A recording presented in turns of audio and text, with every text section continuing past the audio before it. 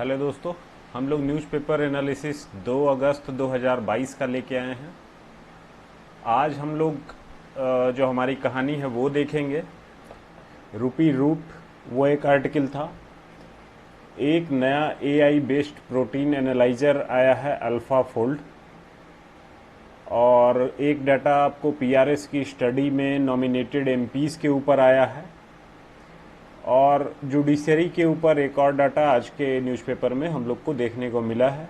और at the last हम लोग क्वेश्चन ऑफ द डे देखेंगे कि क्या क्वेश्चन हम लोग को अटेम्प्ट करना है और कैसे पोस्ट करना है, क्या मेथड होगा, वो सारी बात हम वहाँ पे करेंगे हम लोग। तो हम लोग आते हैं अपने कहानी पे आज के। ये कहानी है रामायण की। जब भगवान श्री राम लंका जाने वाले थे तो ब्रिज बनाया जा रहा था। तो जो ब्रिज बनाया जा रहा था, उस ब्रिज को बनाने में हर कोई अपनी मदद कर रहा था। जो भी मंकीज या फिर जो भी भालू थे, वो सारे लोग मदद अपना अपना पहुंचा रहे थे। एक छोटी सी गिलहरी थी, वो उसको भी देखा गया क्या कि वो छोटा छोटा पत्थर का टुकड़ा उठा रही है और वो भी जाके जो बोल्डर्स है उनके पास रखती चली जा रही है। वो कंटिन्यूअसली पूरे मेहनत से करती चली जा रही थी। इसी चीज को एक बंदर देखता है कि ये इतना छोटा छोटा पत्थर उठा के लेके आ रही है और रखते चली जा रही है। बंदर चिल्ला के बोला कि इतना बड़ा बड़ा पत्थर है, तुम साइड हट जाओ, कहीं गिर जाएगा तुम्हारे ऊपर तो दब के मर जाओगे। फिर भी वो गिलहरी जो है कंटिन्यू अपना वैसे ही करती रही। कंटिन्यू अपना पेबल उठा के अपना रख रही है वो। तब बंदर वो हर किसी को बताया, हर किसी ने नोटिस किया, हर कोई अब उसका मजाक बनाना शुरू कर दिया। स्क्विरल जो है इतना मजाक उसके ऊपर बनता देख के रोने लग गई। जब वो रोने लग गई, रोते रोते वो भगवान श्री राम के पास गई और सबके बारे में कंप्लेन किया कि देखिए मुझको देख के ये सभी लोग हंस रहे हैं। तब भगवान राम जो है अपनी पूरी सेना को बुलाते हैं और दिखाते हैं कि ये जो छोटा छोटा पत्थर जो स्क्विरल लेके आ रही, ये दो बड़े पत्थर को कनेक्ट करने में कैसे इंपॉर्टेंट रोल ये प्ले कर रहा है। तब जाके उसका काम रिकॉग्नाइज हुआ। और जो गिलहरी है, गिलहरी को भगवान श्री राम ने शाबाशी भी दी, उसके पीठ पे अपना हाथ रखा। तो अभी जो गिलहरी देखी जाती हैं, उस पे देखा जाता है सफ़ेद धारियां उसके शरीर पे होती हैं। तो वो सफ़ेद धारियां माना जाता है कि ये भगवान ने जब गिलहरी को आशीर्वाद दिया था, अपने हाथ उसके ऊपर रखे थे, तभी से ही वो चला आ रहा है। वो हाथ का सिंबल ही है। तो इस कहानी से हम लोग ये सीखते हैं कि चाहे कितना भी छोटा हो आपका कंट्रीब्यूशन, लेकिन वो इम्पोर्टेंट है, उसका कुछ ना कुछ रोल है। इसी से मिलता जुलता वाक्य है जो कि महात्मा गांधी जी भी अपने कोट में बोलते हैं। वो कहते हैं कि जो भी आप स्टेप लोगे वो इनसिग्निफिकेंट होगा, ये पक्की बात है, लेकिन ये इंपॉर्टेंट है कि आप वो छोटा स्टेप लें। अगर इसी को हम लोग दूसरे शब्दों में बोलें तो कि journey of 1000 miles starts with a single step. तो ये भी एक कोट है इसी से संबंधित। तो इसी टाइप का बहुत सारा चीज़ है कि आप चीज़ों को करें, चीज़ों को करते रहें। आप इसको लेके परेशान ना हो कि बहुत ही छोटा स्टेप है, ये है, कैसे इसका कोई प्रभाव तो पड़ेगा नहीं। तो इससे रिलेटेड ये कहानी है, आप इससे कुछ सीख सकते हैं और अपने आंसर में, अपने एसे में इसको यूज कर सकते हैं।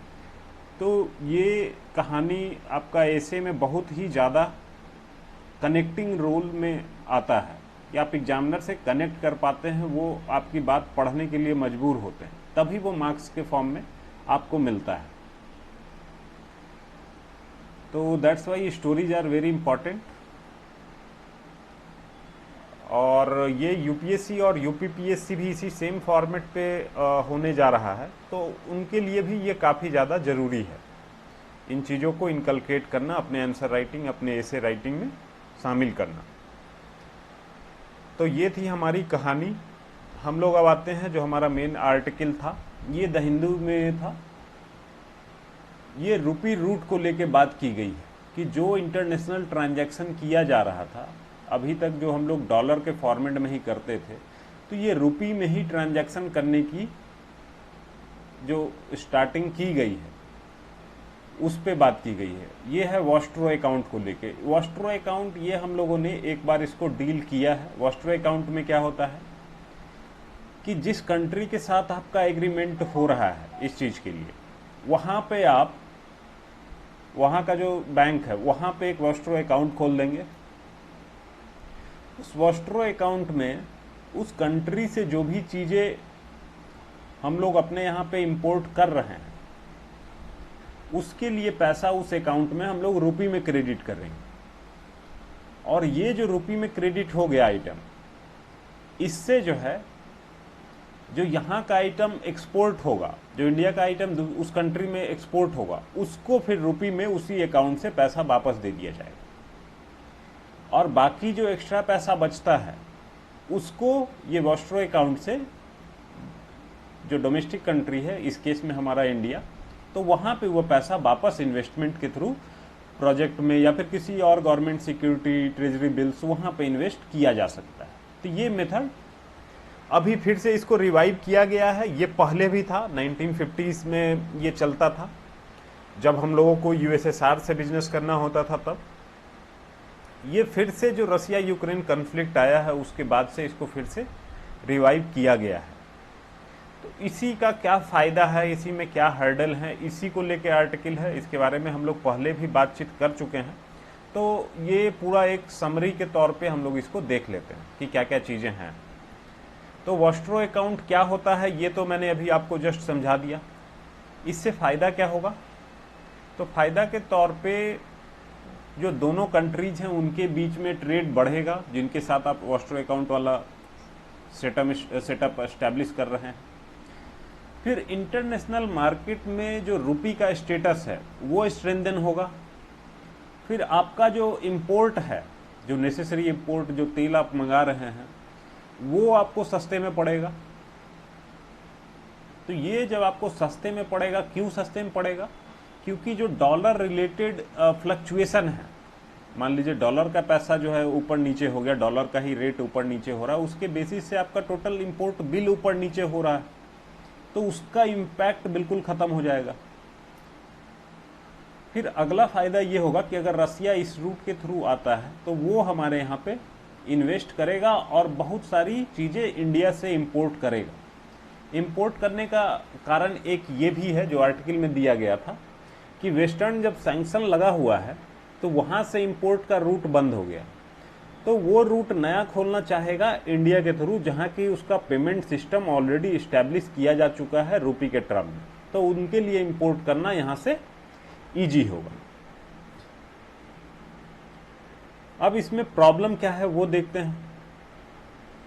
तो रुपी और रूबल, रुपी हमारा करेंसी है और रूबल रसिया का करेंसी है, तो इन दोनों के बीच में एक एग्रीड एक्सचेंज रेट, उस पे पहुंच पाना वो एक प्रॉब्लम वाली बात होगी कि क्या आपका एक्सचेंज रेट होना चाहिए, तो ये एक प्रॉब्लमेटिक चीज़ है। दूसरा ये कि जो पार्टी, जो प्राइवेट पार्टीज इस बिजनेस में पार्टिसिपेट करेंगी, क्या वो रुपी को एक्सेप्ट करने के लिए तैयार हैं ट्रेड और सेटलमेंट के लिए, क्योंकि उनका भी अपना डॉलर रिक्वायरमेंट होगा। कुछ चीज़ें जो इनको इंपोर्ट होगी दूसरी कंट्री से करने की, वो इंपोर्ट का रिक्वायरमेंट हो सकता है कि उनको वहाँ पे डॉलर में ही पे करना पड़े, तो वो भी चाहेंगे कि हमको जब डॉलर में ही पे करना है तो मेरा जो इनकम है वो भी डॉलर के ही फॉर्म में आए। तो ये कुछ कुछ चैलेंजेज हैं जो कि यहाँ पे इस रूट में दिख रहा है। तो इस वाले आर्टिकल में जो क्रक्स है वो यही बात है। इस बात को भी हम लोग ऑलरेडी पास्ट में भी डिस्कस कर चुके हैं, लेकिन इसको फिर से एक बार डिस्कस करने का कारण ये था कि ये अभी एक इम्पॉर्टेंट क्वेश्चन के तौर पे उभर रहा है और ये यूपीएससी में पूछे जाने की संभावना काफ़ी ज़्यादा है। तो इसको पॉइंट फॉर्मेट में याद रखना जरूरी है। तो ये था हमारा पहला आर्टिकल। आते हैं हम लोग अपने दूसरे आर्टिकल पे। ये दूसरा आर्टिकल है हमारा अल्फा फोल्ड। ये जो गूगल है, गूगल की ही एक कंपनी है डीप माइंड, उनके द्वारा जो है एक एआई बेस्ड टूल बनाया गया है, आर्टिफिशियल इंटेलिजेंस बेस्ड टूल। ये टूल जो है, जो प्रोटीन बेस्ड स्ट्रक्चर है उसको प्रेडिक्ट करता है ये एआई बेस्ड टूल। तो इसके बारे में हम लोग जानते हैं। ये क्या करता है कि इसमें जो प्रोटीन सीक्वेंस हैं, समझिए जो लीनियर स्ट्रक्चर है प्रोटीन का, वो एज ए इनपुट दिया जाता है। उसके बेसिस पे ये 3D स्ट्रक्चर उस प्रोटीन का प्रेडिक्ट करता है। अब इसको काम कैसे करता है उसको एक बार समझ लेते हैं हम लोग। तो जो हमारे पास प्रोटीन डाटाबेस है, उसके सारे सीक्वेंस को इसको पहले सिखाया गया है। तो मतलब क्या है कि पहले आपने इसको ट्रेन किया है, उस ट्रेनिंग के बेसिस पे यह सिस्टम खुद से सीखा है, और उसके बाद फिर क्या है कि कुछ नए सीक्वेंस प्रोटीन के इसको दिए गए, और उसके आधार पे ये नया स्ट्रक्चर, नया प्रोटीन का 3D स्ट्रक्चर हम लोग को एज ए आउटपुट हमको प्रोवाइड करा रहा है। ये जो नया हम लोग को स्ट्रक्चर प्रोवाइड कराया, इससे भी ये सीखेगा, उसको अपने डाटाबेस में स्टोर करेगा, और उसको एज ए प्रोटोटाइप वो अपने पास रखेगा कि ये भी एक पॉसिबिलिटी है जिस फॉर्म में कि 3D स्ट्रक्चर प्रोटीन का हो सकता है। तो ये जो मेथड यूज कर रहा है, मेथड के बारे में हम लोग जान लेते हैं क्या है। उसमें क्या है, training, learning, retraining and relearning. तो ये 4 स्टेज से होके इसका टोटल प्रोसेस लर्निंग का गुजरेगा। अब देखिए इसका फायदा क्या है। फायदा ये है कि ये प्रोटीन स्ट्रक्चर को प्रेडिक्ट करने में पहले साइंटिस्ट लोग को सालों साल लग जाते थे। तो वो सालों साल अब इस आर्टिफिशियल इंटेलिजेंस की वजह से नहीं लगेगा। उससे क्या होगा कि हमारा जो वैक्सीन डिस्कवरी है, उसमें ये प्रोटीन को एनालाइज करना ये बहुत बड़ा इंपॉर्टेंट रोल प्ले करता है। तो ये काम बहुत ही तेज हो जाएगा, जिससे कि वैक्सीन का डिस्कवरी तेज हो जाएगा। फिर नया कुछ ड्रग बनाना होता है, उसमें भी प्रोटीन का स्ट्रक्चर जानते हुए उसके बाद ही उसके रिलेटेड ड्रग पे काम किया जाता है। तो वो भी चीज जो प्रोटीन सीक्वेंसिंग है, उसके स्ट्रक्चर को प्रेडिक्ट करने में तेजी अगर आती है इससे, तो उसमें भी तेजी आने की संभावना है। फिर एक और जो नया एवेन्यू ओपन होता है वो ये है कि पब्लिक प्राइवेट पार्टनरशिप जो साइंस एंड टेक के फील्ड में है, वो यहाँ पे नया एवेन्यू के तौर पे क्रिएट हो रहा है, जहाँ की प्राइवेट कंपनी जो गूगल है वो सुविधा प्रोवाइड करा रही है कि आपको प्रोटीन सीक्वेंसिंग दे दी जाएगी। और जनरली जो ड्रग रिलेटेड रिसर्च है वो स्टेट स्पॉन्सर्ड या स्टेट के द्वारा ही होता है इन जनरल। तो उन कंपनीज को रेडीमेड जो एनालिसिस है वो प्राइवेट सेक्टर से पब्लिक को प्रोवाइड करा दिया जाएगा। तो ये नया एरिया जनरेट हो रहा है कोलैबोरेशन के लिए, जहां की पब्लिक और प्राइवेट कंपनीज एक साथ आके काम कर सकती हैं। तो ये जो साइंस एंड टेक वाला चीज़ है, और साइंस एंड टेक्नोलॉजी GS3 का जो पार्ट है, वहाँ पे इसको हम लोग एज ए एग्जाम्पल किसी आंसर में दिखा सकते हैं। फिर अगला क्या है कि AI का यूज कैसे है हेल्थ सेक्टर में, तो वहाँ का एक अच्छा एग्जाम्पल है। तो ये आप वहाँ पे इस टूल को कोड कर सकते हैं। तो ये उसी डायरेक्शन में आपको ये सारा डाटा यूज किया जा सकता है। तो अब हम लोग आते हैं अपने अगले डेटा के ऊपर। ये डेटा भी द हिंदू का जो डाटा वाला सेक्शन होता है उसमें दिया गया था। ये स्टडी जो PRS के द्वारा की गई है, PRS के बारे में हम लोगों ने कल भी बात किया था। ये आज का जो स्टडी है PRS का, ये कंसंट्रेटेड है नॉमिनेटेड MPs को लेके, जो MP नॉमिनेट किए जाते हैं। आप सभी को पता है कि राज्यसभा में, लोकसभा में, दोनों ही जगह पे नॉमिनेटेड MPs का प्रोविजन है। ये प्रोविजन क्यों दिया गया है? क्योंकि वैसे एरियाज जहाँ की संभावना है कि वो इलेक्शन रूट से नहीं आ पाएंगे संसद में, तो उनके रिप्रेजेंटेशन को इंश्योर करने के लिए नॉमिनेशन की सुविधा दी गई कि उनको उनका नाम यहाँ पे नॉमिनेट किया जाता है, वो डायरेक्टली हाउस में आते हैं। तो इसमें डिफरेंट डिफरेंट एरियाज हैं, साइंस, सोशल साइंस, स्पोर्ट्स, तो ये सारा एरिया से एमपीज नॉमिनेट किए जाते हैं। एक चीज और भी बोला जाता है कि अगर जो नॉमिनेशन किया गया तो इससे कुछ नया फ्रेश एनर्जी और डिफरेंट पर्सपेक्टिव पहुंचेगा हमारे पार्लियामेंट में। लेकिन उनका क्या कंट्रीब्यूशन रहा है उसी को लेके ये डाटा है कि क्या सही में कुछ नया हम लोग को वहां पे मिल रहा है नॉमिनेटेड एमपी से या नहीं। तो ये स्टडी की गई है जून 2009 के आगे जितने भी एमपीज नॉमिनेट हुए हैं, इसमें बहुत सारे नाम आ जाते हैं, जो सचिन तेंदुलकर, हेमा मालिनी जी, रेखा जो अभिनेत्री रही हैं बॉलीवुड की, तो इस तरीके के, और फिर रंजन गोगोई जी जो हमारे चीफ जस्टिस ऑफ इंडिया हुआ करते थे। तो ये काफी बड़े बड़े नाम हैं यहाँ पे। तो यहाँ पे क्या चीज डाटा के तौर पे आता है कि 6 नॉमिनेटेड एमपीज जो हैं ऐसे हैं जो इस पीरियड में जिनका अटेंडेंस लेस देन 50% रहा है हाउस के अंदर। फिर 16 ऐसे नॉमिनेटेड एमपीज रहे हैं जिन्होंने अपने पूरे टर्म में एक भी क्वेश्चन रेज नहीं किया है, और 29 नॉमिनेटेड एमपीज ऐसे हैं जिन्होंने कोई भी प्राइवेट मेंबर बिल इंट्रोड्यूस नहीं किया है। तो ये डाटा जो है हम लोग दिखा सकते हैं कि नॉमिनेटेड एमपीज वाला जहां पे भी क्वेश्चन आता है तो वहां पे ये डाटा को कोट किया जा सकता है। तो काफ़ी अच्छा सा इम्पोर्टेंट सा डाटा है। तो ये जो रिप्रेजेंटेटिव डेमोक्रेसी है उसमें नॉमिनेशन से क्या फ़ायदा हो रहा है, और उसको अगर कोई क्रिटिक के तौर पे अगर हम लोग देखते हैं तो वहाँ पे ये डाटा बहुत ही अच्छे से कोट किया जा सकता है। अब आ जाते हैं आगे हम लोग। ये आपका हाई कोर्ट को लेके डाटा दिया गया है।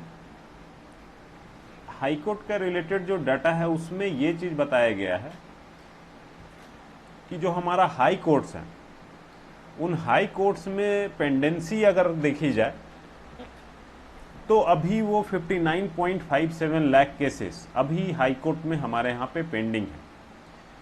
और जुडिशियरी में वुमेन को बात किया जाए तो वो हम लोगों ने कल के डाटा में भी देखा था कि लोअर जुडिशियरी में हमारे पास 35% वुमेन हैं।